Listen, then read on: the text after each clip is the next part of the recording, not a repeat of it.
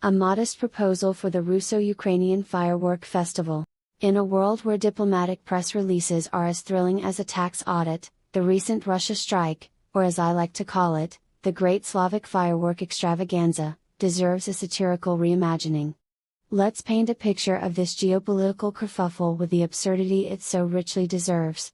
Picture this: Moscow, in a fit of what can only be described as cartographic exuberance, decides to host an impromptu light show over Ukraine. No invitations, no RSVPs, just a dazzling array of rockets and drones launched with the enthusiasm of a toddler discovering a new toy. The Kremlin, in a statement that reads like it was written by a caffeinated intern, declares this a special celebratory operation to commemorate. Well, something. Probably borscht. Or maybe just to remind everyone they've got the biggest firecrackers in the neighborhood. On the other side, Ukraine, ever the gracious host, responds with a spectacular counter-display, featuring their own pyrotechnics, lovingly dubbed Patriot Poppers and HIMARS Huzzas. Kyiv's air defenses light up the night sky like a disco ball at a 1980s prom, swatting down Russian party favors with the precision of a grumpy cat swiping at a laser pointer. Civilians, meanwhile, are invited to the shelter chic after-party in metro stations, where the dress code is helmets and hope, and the playlist is heavy on air raid sirens.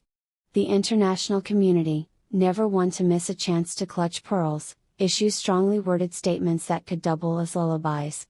NATO holds an emergency meeting to debate whether to send more glow sticks or just keep tut-tutting from the sidelines.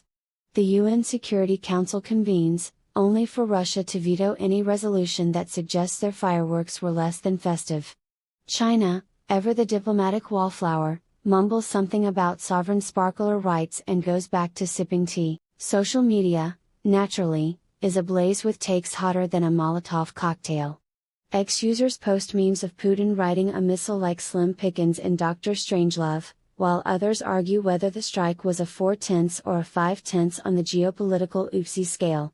Influencers in Kyiv livestream their bunker brunches, pairing stale bread with stoic resolve, while Russian bots flood the platform with claims that the strikes were just misplaced New Year's fireworks. But let's not be too harsh. Perhaps this was all a misunderstanding. Maybe Russia's generals, bored after binge-watching Top Gun, Maverick, thought they'd spice up Eastern Europe with some high-octane choreography. Or perhaps it's a bold new tourism campaign: visit Ukraine. Experience the thrill of unpredictable light shows. Either way, the environmental impact is undeniable. Nothing says carbon neutral like a few dozen missiles burning through the ozone. In the spirit of Jonathan Swift, I propose a solution: turn this whole debacle into an annual Russo-Ukrainian firework festival. Charge admission, sell glow-in-the-dark merch, and let the proceeds fund rebuilding efforts. The grand finale.